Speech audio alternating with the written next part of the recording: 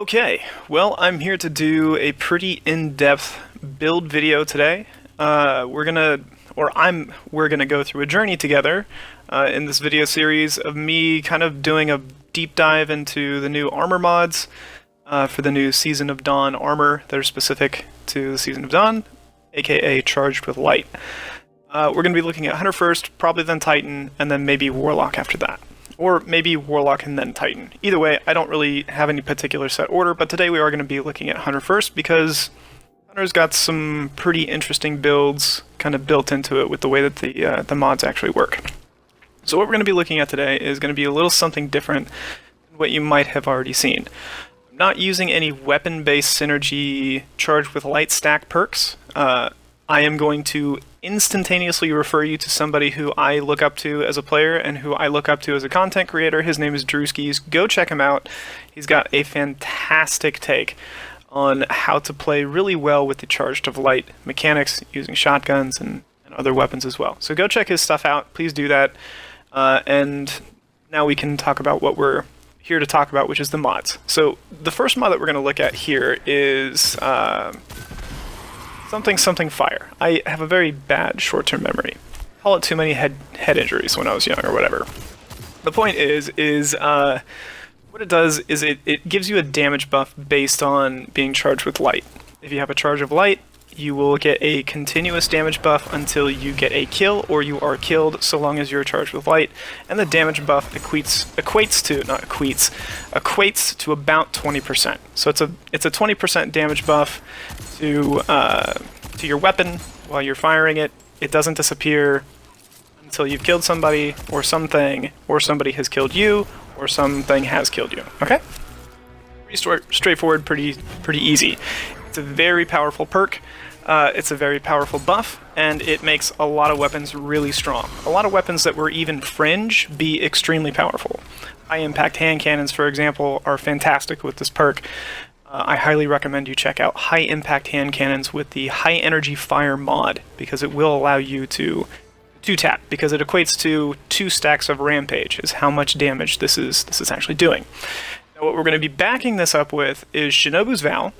That's the exotic in this synergy, and then we're using firepower. Now Shinobu's Vow, I don't know if you know this, but I found this out not too long ago, has a subtext, because reading is important. It has a subtext built into the exotic that hits with your skip grenades will recharge portions of your grenade energy back to your character. It's right here, listed right there at the bottom. Returns energy when it damages enemies. So you get the same effect. Now when you're using this mod, you're essentially getting a double stack effect. The asterisk that is attached to this statement is that this is very inconsistent. Okay, so you are not guaranteed to get your grenade back every time. Even though in the background, without the mod equipped, it looks like I am just getting my grenade back all the time. Without the mod. I don't have the mod equipped. I switched out my cloak to show Shinobu's Vow working at base without this mod equipped. When I put on the mod, it looks as if it doesn't work the way it's intended. But I can tell you that it does actually work as intended. This isn't the exotic overriding the mod, this isn't the mod overriding the exotic, even though sometimes that has happened in the history of Destiny. I don't believe that that's happening. It's just down to RNG. Sometimes skips will double activate on a singular target, which you will see here. Sometimes you'll have multiple activations of damage, and that's just how you're getting your energy back in this type of scenario. Okay? Or at least I believe. So take that with another asterisk of I believe attached to it. Now, the reason why we're going to be using Shinobu's Vow and this particular mod is because Shinobu's Vow pairs really well with a lot of primary weapons. And primary weapons are actually good. The primary weapon that I'm using is Ace of Spades. Ace of Spades is fantastic. You have the 20% damage buff with Memento Mori. You can 2-tap somebody to the head with a crit, which is pretty good. That's pretty good for consistency in the sandbox. That's an old classic feeling that you'll want to have back. And that's a nice thing to have. Shinobu's Vow allows you to get pick shot damage and activate Kill Clip or Memento Mori or Rampage on whatever weapon it is that you're using, and that will facilitate double kills much easier than if you were to just run around trying to get double kills on your own.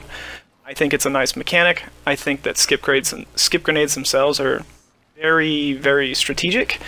They're great for information. You bounce them around corners, off walls, use your geometries to your advantage. You can tell by the audio cue that they're latched onto somebody, or you can tell by the damage ticks where somebody is.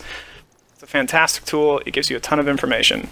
Now here, these are some speculative buffs or speculative mods that you can accompany with this particular mod in general. Since this is a light-based strategy, you might want to have some type of light-based synergy with getting your health back, for instance. There is an alternative mod that will regenerate your health by consuming 1 stack of Charged with Light on Grenade Final Blows. I opted not to show that perk off in the background because it's hard to simulate in the Tribute Hall. Now we're going to be moving on to the next piece of the build. This is Stacks on Stacks. Now, Stacks on Stacks, you can test and play around with however you want to do these mods, but I will tell you from my personal experience that Stacks on Stacks is the most advantageous. Okay?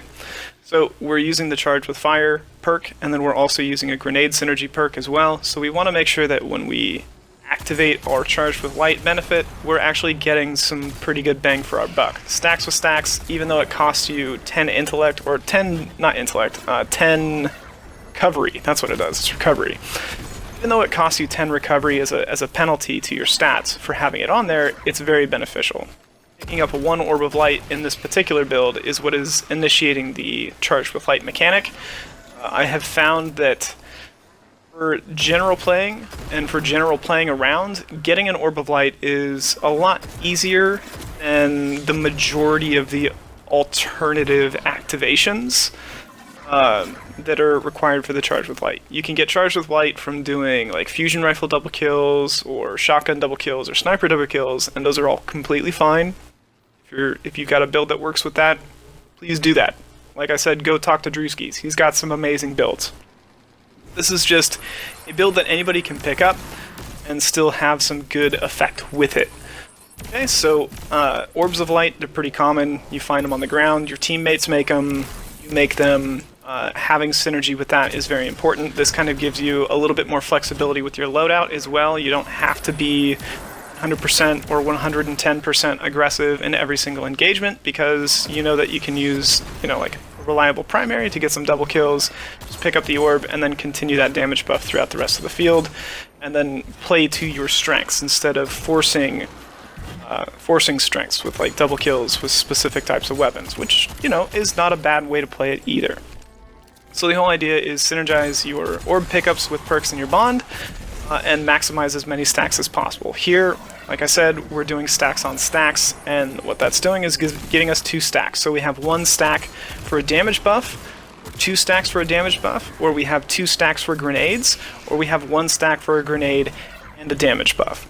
It's a more flexible way to look at it, and the alternative is using the mod like Power Up, and Power Up is a solar mod that is energy specific. I didn't mention this, but Stacks on Stacks is void specific, so that is going to be determined by the armor piece that you have. Now you could run some different things here. I was looking at Bomber, not Enhanced Bomber. When we get into the actual PvP section of this, I do have a game clip that isn't necessarily the best gameplay in the world, but it's a good showing of a lot of the different things that you can do with this build, I think. Now, one of the nice things is that you can use a double recuperation stack in your cloak. Previous seasons, if you had double recuperation, you'd go instantly to full health, completely to full health. And with this, you want to kind of offset that Stacks on Stack buff with the recovery mod in your cloak, and then you don't really have as much of a net loss on that particular stat. And you can do that with having a high recovery rate, essentially, and then also having that recuperation, which synergizes with picking up orbs, and that's basically what you're trying to do anyways, so that was just kind of like a speculative, hey, you might want to try this out with your build. The build that I'm actually kind of finalizing more is pretty high on the mobility stats, so I have a pretty frequent uptime with my dodge, and then I've got a recuperation and then bomber mod in it as well. So I have a little bit more energy generated for my grenade while I'm just moving around throughout the map. And that's because of the subclass that I'm using, but I'll get to that in a little bit. Now here, I'm going to talk about a different combination of weapons that you can use. Previous loadout that I was using, both of my weapons are masterworked. Ace of Spades has a masterwork, came out, I think it was this season or the season before, one of the two, I can't really remember. But if you're going to be using a slug shotgun, you might want to consider using something like the Chaperone. It's ridiculous. It's the best slug shotgun in the game, and arguably the best shotgun in the game, depending on who you ask. I personally don't think Lord of Wolves is that great, but I love the Chaperone. And the Chaperone is very consistent with what its job is, which is a precision shotgun, and it has a very good range. Now, since we're using skip grenades, a bow is actually a fantastic pairing for skip grenades. And the reason is because skip grenades will put your opponents to pretty low health, and then you can follow up with a body shot from a compound bow, or a high impact bow, or sometimes if you have a lightweight bow that has a damage boosting perk built into it on the primary stack. If you get multiple kills with your bow, you get a Orb of Light, and then you can one-tap somebody to the head with the bow because it is a straight 20% damage buff when you have the Charged of Light buff active, and 20% is equivalent to an Empowering Rift, and if you've ever stood in an Empowering Rift with a bow and headshot people with a bow, a lightweight bow, not a lightweight bow, the Precision Frame, which is a compound bow, will know that it is exact damage for a critical kill. So 20% on a bow is actually really good.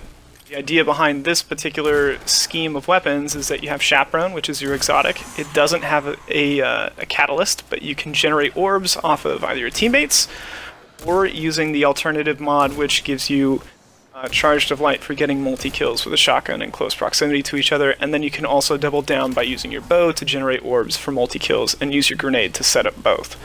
So that's kind of an alternative way to build this particular build. There's a bunch of different weapon combinations and a bunch of different ways that you can actually use this. The one that I detailed is using Ace of Spades and a Gnor's Axe that has Swashbuckler. Now, I'll talk about Swashbuckler in a little bit when I get to the actual footage, but the nice thing about this combo is that, like I just showed in the background, slide in, grenade out while you're in cover, slide in, get a pick shot with your bow, and then run through people that way. If you have a damage boosting perk on your bow, that's also beneficial too. Some people like Rampage on their bows. It is beneficial. It builds up that stack, and you can run through large groups of people, and then you can also bolster your Charge of Light activations with that too.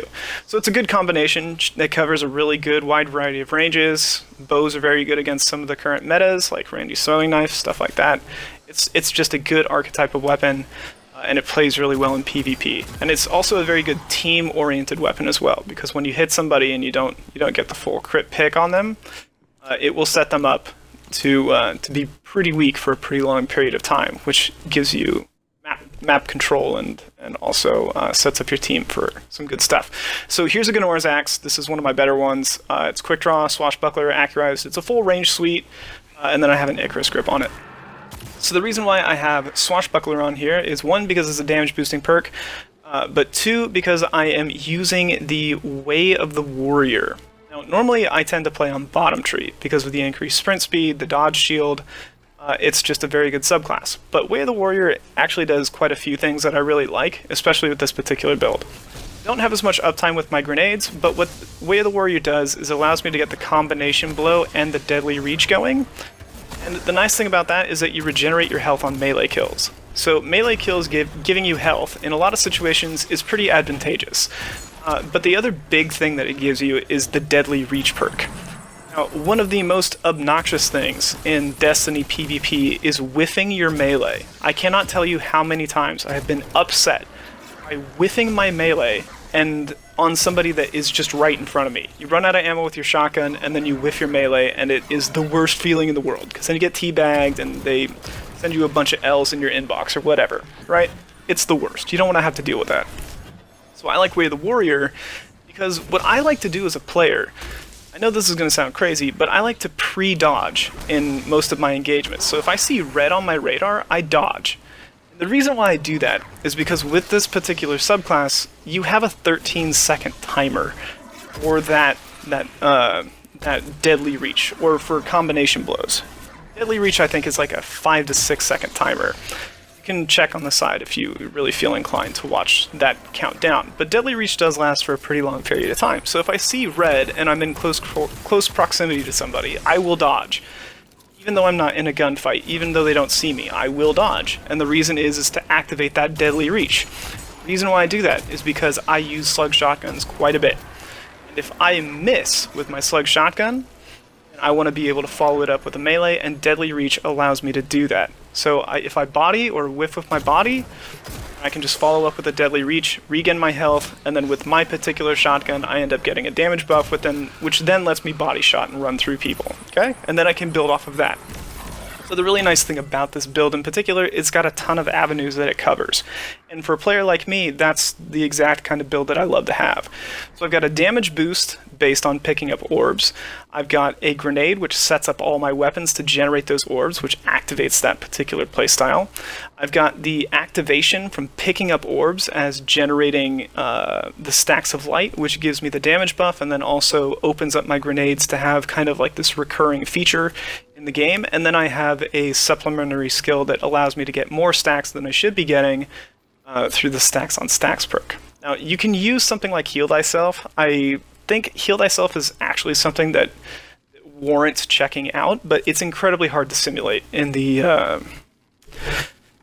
Leviathan, so you'd have to go test that out in PvP yourself. I didn't test it in PvP because I tend to favor just getting the energy back in a lot of cases. Shinobu's Vow technically does do that for you already, so maybe Heal Thyself is the actual play.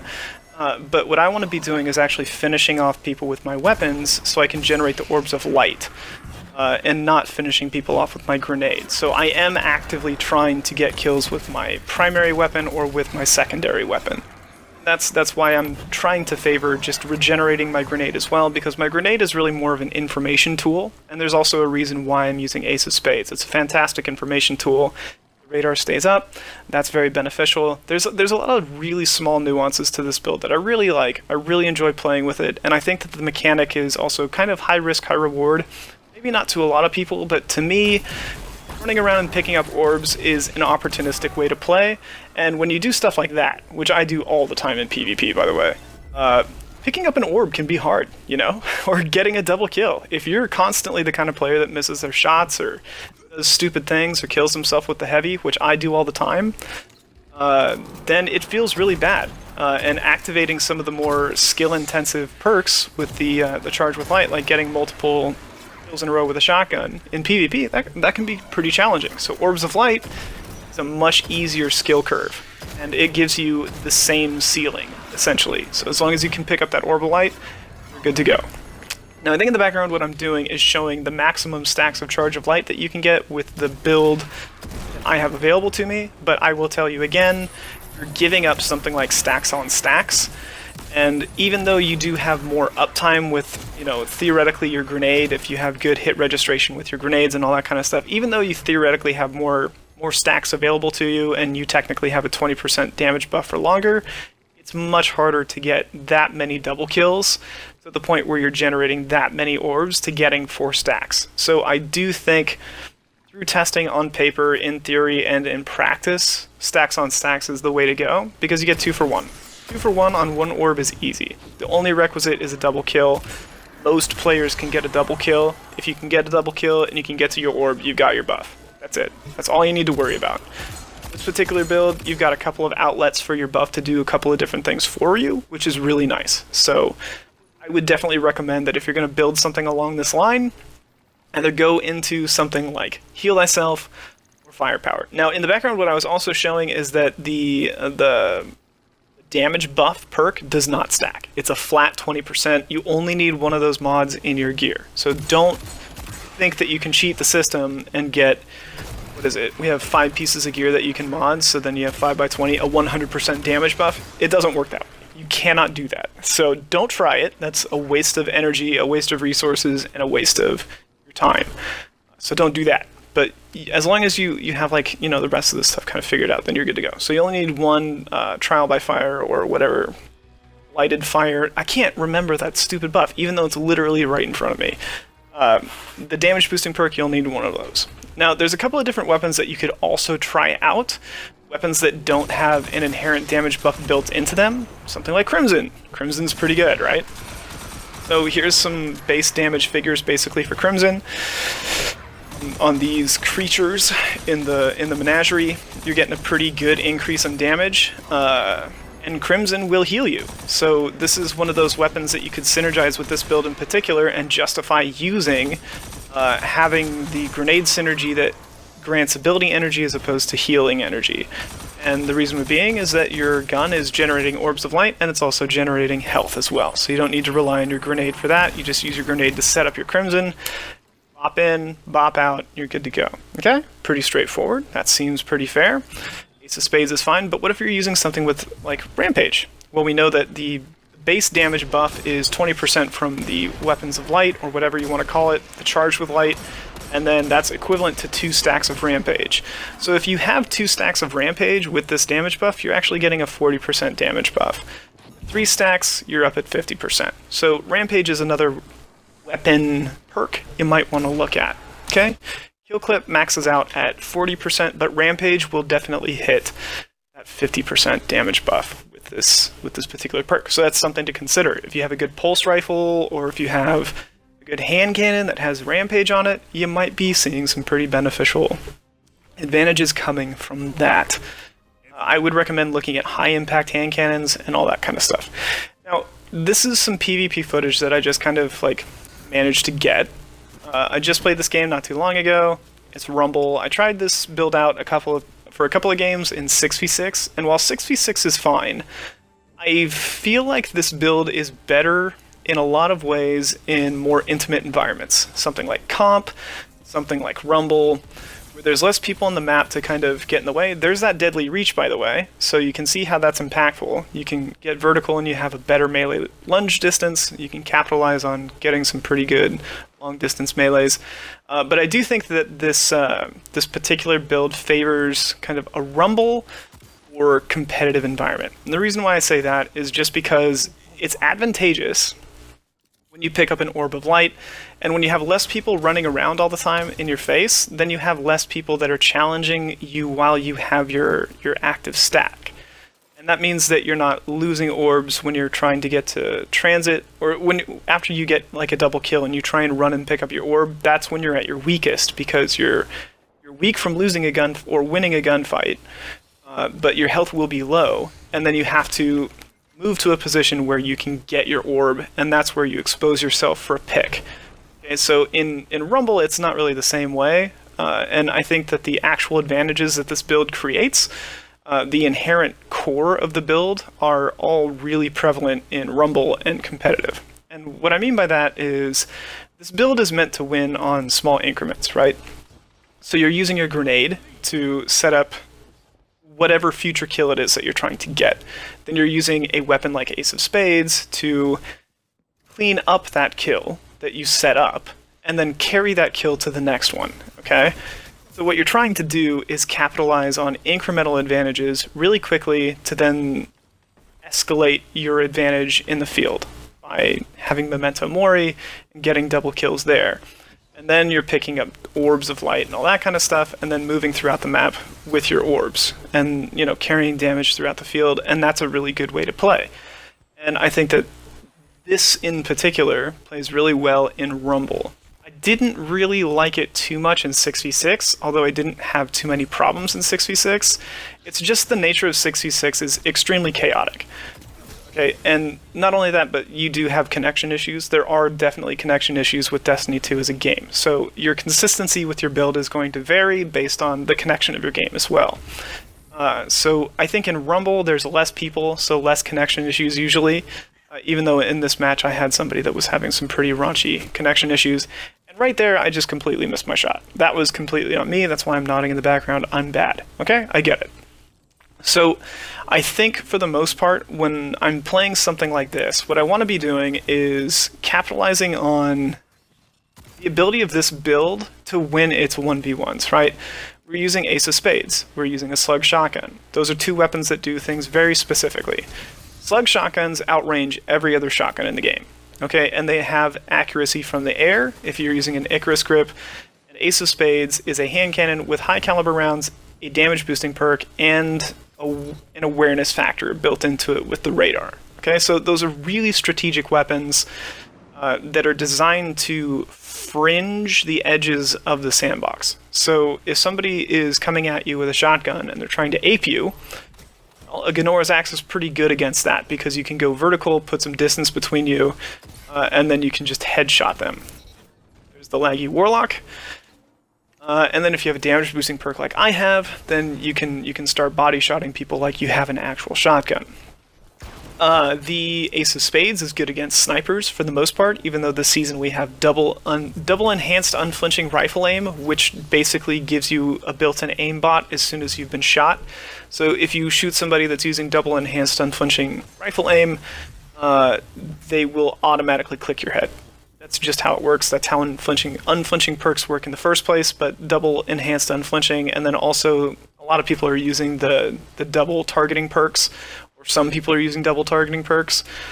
You can do that as well, and then you have an aimbot. So high caliber rounds doesn't really feature as prevalently this season as it would have in other seasons or when artifact mods aren't the same. Now, in that last engagement, I should have pulled out my Gnora's Axe, but I just misread the distance, and that was my fault. That's why I got killed there. Here, what I wanted to do, I kind of read my opponent. I thought that he was just going to camp there. He decided to push me, and that's why I use quick draw on shotguns, essentially, is that if somebody decides to push you, then I have the superior range because I use a slug shotgun, and so long as I'm being accurate, then I should be winning those engagements. Again, I think this is a really cool way to play the subclass because it's not using what's traditionally good. It gets me here, that's just kind of what happens. I think this is a good subclass in general, where the warrior doesn't get used as often as bottom tree does, but I think that because this subclass covers a specific playstyle, and then the exotic covers a specific playstyle, then the mods cover a specific playstyle, it's actually a really interesting dynamic to have multiple builds all kind of into one. Now that wasn't the best game in the world, I didn't win, I got handily beat by somebody else, and they were using a fairly decent loadout, I guess. He had Not Forgotten and like a Balligant or whatever, just whatever kind of shotgun. Not really a particularly great shotgun, but he had a Not Forgotten, and that usually counts for quite a bit in this game because aim assist. But yeah, this is my build. I hope you like it. It's pretty interesting. It can be tough to make work sometimes, but it is definitely a lot of fun.